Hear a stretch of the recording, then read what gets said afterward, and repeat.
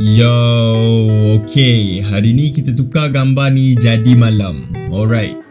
Dengan satu button je korang tak payah tekan button lain. Satu tu je korang boleh buat efek ni. Alright. First kali korang tekan adjustment layer and color lookup.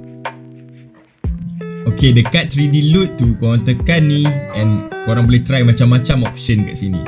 Macam foggy night. Kalau korang nak buat cerita hantu, korang boleh pakai horror blue. Okay, untuk yang kali ni kita pakai night from day.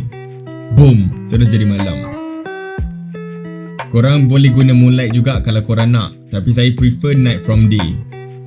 Okay, tu je lah tutorial tu. Hey, dah habis lagi. Korang tekan balik adjustment layer and tekan curve. And dekat curve ni adjust macam saya buat ni. Lepas tu korang tekan adjustment layer balik and korang pilih photo filter. And ambil cooling filter 82 dengan density 15%. Okay, itu je lah tutorial untuk kali ni. Ciao. Thank you kerana menonton video ni sampai habis.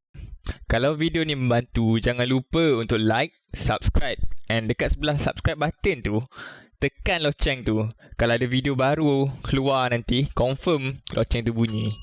Alright, thank you support. Ciao.